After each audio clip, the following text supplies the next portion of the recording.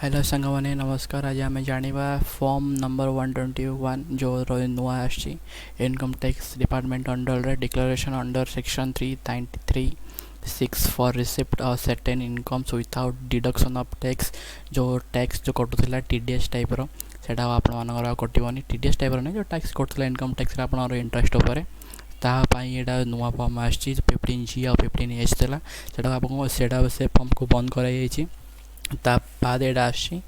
तो यहाँ केमती फिलअप कौन करेंगे यहाँ कौन रही पूरा पूरा पीडीएफ मान को डिटेल्स कहि तो देखो तो आई प्रथम जो रही है कौ मैंने फिलअप करेंगे ना जो मानकर इंटरेस्ट जेकोसी भी एनुअल इंटरेस्ट 4 लाख रु कम थी से को फिलअप करेंगे। जो आउे कही जो मानकर इंटरेस्ट एनुअली 4 लाख रु कम थी इंटरेस्ट केवल जेकोसी एफडी हो कि जेकोसी स्कीम आप पैसा बांधे दो तार यदि एनुअल इंटरेस्ट जदि 4 लाख रु कम होची ताले ही आपण फॉर्मटा फिलअप करेंगे। जदि आपंकर इंटरेस्ट 4 लाख रु अधिक होची किंबा सुपर सीनियर सिटीजन क्षेत्र में तार अमाउंट होची 5 लाख जदि से इंटरेस्ट 5 लाख रु अधिक होची ताले से फॉर्म को फिलअप करिवार कोनोसी आवश्यकता नहीं। जदि आपंकर इंटरेस्ट एनुअली 4 लाख रु कम होची तेबे ही आपण माने फॉर्मटा फिलअप करेंगे। तो ये फॉर्म रे बेसिकली दुटा पार्ट रही गोटे हूँ पार्ट 1 आप देखिए पड़ते पार्ट ए आउट रही पार्ट बी। तो पार्ट ए पार्ट बी रही तो आपण मैंने कौन करेंगे ना जो मैंने भी आपण मैंने जो अच्छा आपण केवल फिलअप करेंगे पार्ट ए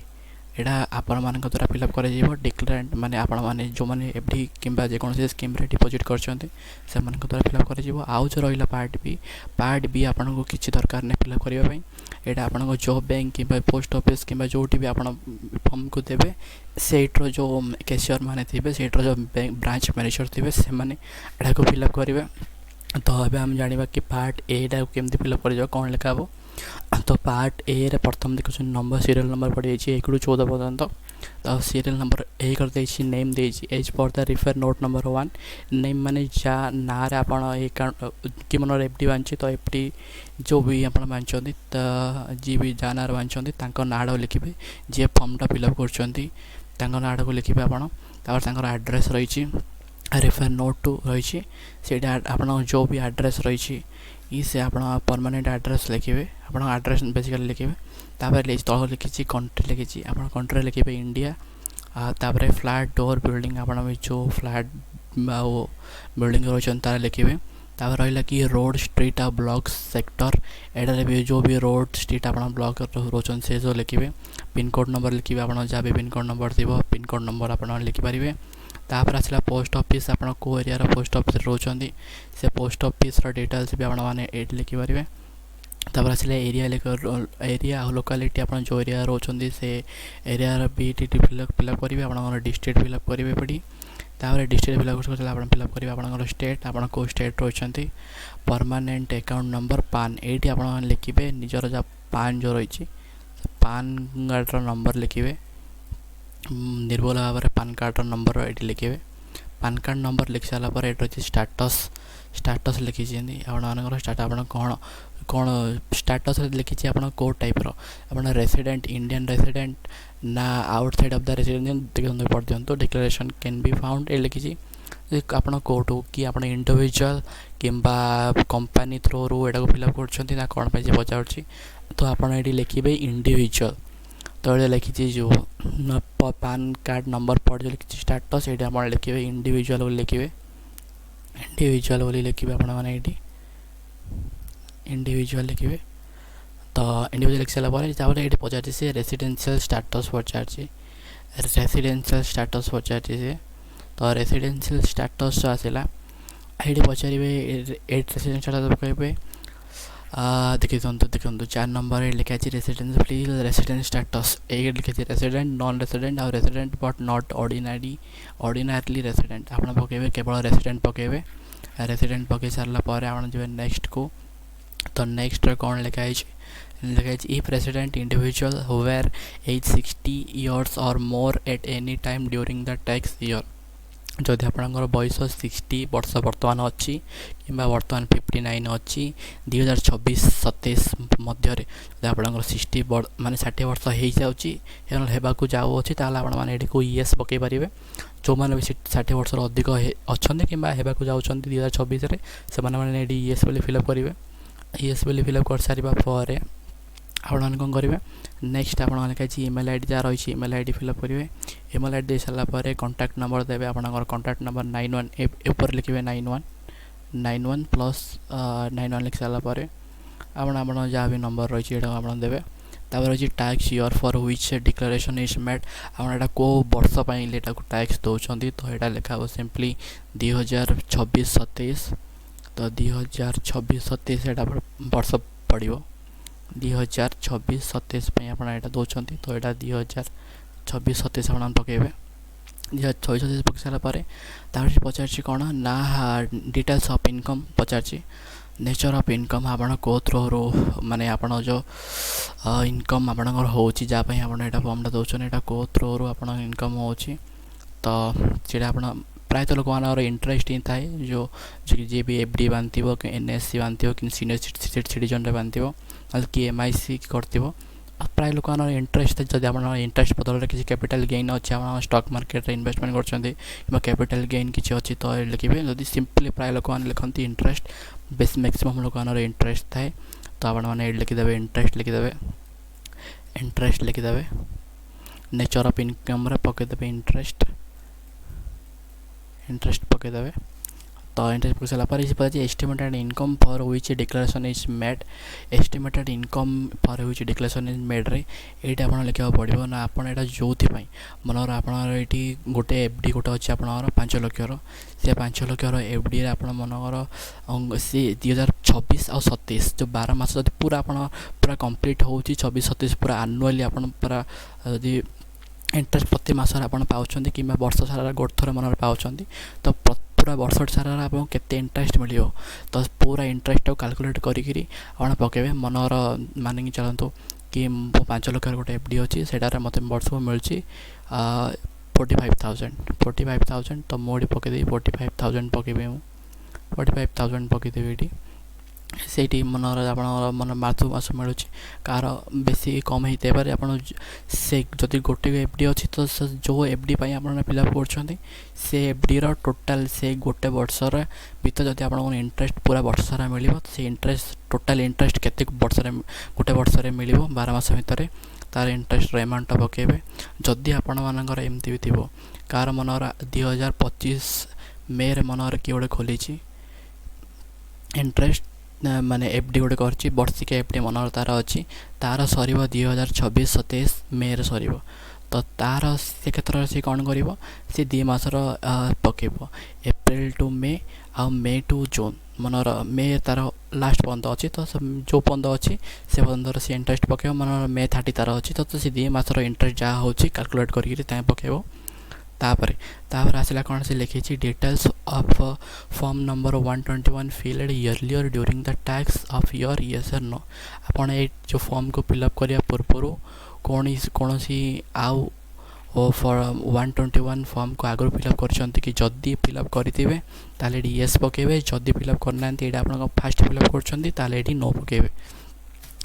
तो प्राय लोक मैंने कि आगु फिलअप कर तो आपने यस पकईदेवे तापर आसला next total number of form number 121 field yellow जदि आपने यस पकाउछंती जो यस पकाउछन से यहाँ जदि आप यस पकाउछन तो आगुरी आप केतुरा ये टाइप फॉर्म फिलअप करछंती फिलअप करके सबमिट करछंती तो तार नंबर पके जदि आप गोटे आगुरी सबमिट करछंती तो गोटे पकेबे जदि 2टा करछंती तो ताले 2टा पकेबे जदि किछ करना तो यहाँ खाली छाड़देवे किंतु 0 पकेबे 0 पकईदेवे तापर से पचार aggregate amount of income for which form number 120 were filed जदि आप ये आगुरी 2टा फॉर्म फिलअप कर तो से किसी आप अमाउंट पकईथे बर्तमान गोटे फिलअप कर तो से मनर इंटरेस्ट पकईथे आप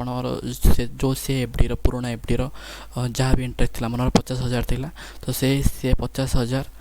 50,000 आप मनर 2टा अच्छी 50,000 गोटे अच्छी 30,000 गोटे अच्छी 2टार आप फिलअप कर आगुरी तो से 2टार मिसिक आप पकेबे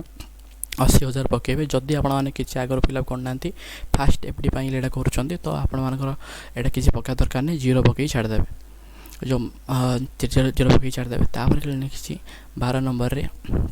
aggregate amount of income for which declaration is made during the tax year 10 plus 11 row B C पचार कि जो आपण माने 10 plus 11 रो बी 10 रे आपण पचार थिला आपण माने जो एफडीटा पाई आपण माने एडी पकोचंदी जो एफडी रो इंटरेस्ट रो एनुअल इंटरेस्ट रो एस्टिमेटेड आपण एडी पकेचंदी से एस्टिमेट तार नंबर तार अमाउंट प्लस एड जो लेके आपण माने फर्दर आगुर भी किछि फिलअप करछंती तो तार अमाउंट मनर एडी मु कहथली 60,000 मनर आपण पकेचंती आगुर आपणर मनर अछि 80,000 थिला तो दीड जार अमाउंट को मिसे कि आपण एडी पके देबे 1,40,000 एडी पके देबे दीड जार अमाउंट मिसे पकेबे एडी ध्यान रखिबे जदि आपण माने आगुर फॉर्म फिलअप करछंती सेथिरे जो अमाउंट पकेथिले से अमाउंट प्लस एबे जो फॉर्म फिलअप करछंती तार भी जहाँ अमाउंट अच्छे दीड जा अमाउंट मिस करी एडी 12 नंबर रे पकाबो 12 नंबर स्लैब रे जदि आपण किछ करि नांती तो एडा ब्लैंक रे छाड़ देबे केवल आपण मनर केवल गोटे अछि फास्ट तार पई आपण मनर करूचंती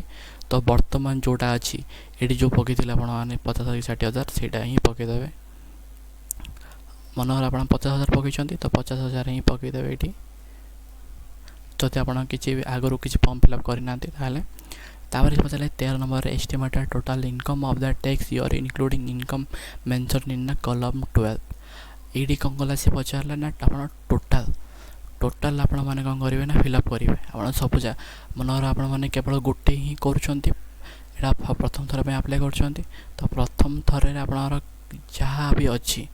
अमाउंट 50,000 केवल अच्छी तो 50,000 ही पकेबे नेट टोटल रे एस्टिमेटेड टोटल रे 50,000 पकेबे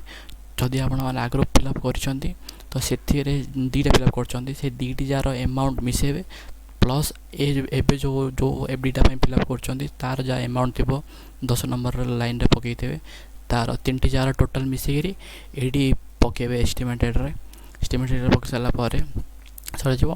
तापर आछो 14 नंबर लिखिछि details of last of the ITR field for previous 2 tax year जदि आपण माने इनकम टैक्स रिटर्न फाइल करथिले प्रीवियस ईयर रे वर्तमान माने प्रीवियस ईयर को वर्ष लास्ट 2 वर्ष रे पचारछि जो लास्ट 2 वर्ष जे आपण फिलअप करछन्ते ताले एठी पकेबे मनर आपण एबे चलछि 2024-27 तो ए पंत तो बिल जार थिबो से बिल करथिबो तो एडी पकेबे 2023-24-25 रे पकेबे प्रथमे 2024-25 पकेबे जदि आपण माने फिलअप करि नांती ताल छाड़ देबे जदि माने आईटीआर फाइल भरथिला ताले पकेबे तापर एडी पकेबे 2023 आउ 24 सेकेंड रे पके चला पारे जो फिलअप करथि आपण मिलथिबो तार एक्नॉलेजमेंट नंबर पड़थिबो से नंबर तो एड फिलअप करिवे फिलअप करथिबे आ रिटर्न इनकम जो अमाउंट आपण को रिटर्न मिलिछि आईटीआर रो से अमाउंट आपण पकेबे एटा को मानक पई ना जो माने आईटीआर फिल करथिले पूर्व वर्ष रे 2023-24 आ 2024-25 रे जो माने फिलअप करथिले से माना पई एटा आ बाकी मानक पई एटा किछ आवश्यकता नै तापर सेकेंड फिलअप करी आपण माने डिक्लेरेशन रे कोन रही छै डिक्लेरेशन पूरा सिंपल एटा आपण मानक ना लिखिबे आपण माने ना लिखिबे माने जे भी फिलअप करथिबे जा पाई आपण माने एड फिलअप करथिबे ता ना लिखिबे तापर जार कंज्यूमर अकाउंट नंबर लिखिबे परमानेंट अकाउंट नंबर जो भी बैंक थिबो से बैंक रे अकाउंट नंबर लिखिबे लिख साला परे आगोज करबा किसी दरकार नै खाली पढ़ देबे लिखा है to the best of my knowledge and believe what is stated above is correct माने आपण माने जहाँ भी फॉर्म रे फिलअप करछंती आपण मानकर ज्ञान तो अनुसार आपण ठीक भाव फिलअप करछंती लिखि जदि कोनोसी भी किछि भूलभाल थाए ताले सेते पई आपण निजे दायी रहिबे आउ जहाँ भी किछि असुविधा आगो को भूल थिले आपण किछि जहाँ भी दंड दियाबो से लिखी in case of the declaration is found false I shall be liable for prosecution penalty under the act जदि आपण मन देते गिवन इनफॉरमेशन बोलता है तो आपण मन किछि पेनल्टी चार्ज पड़िबो एटा प्रायत लोक मन को पड़ेन तो आपण से अनुसार लिखिबे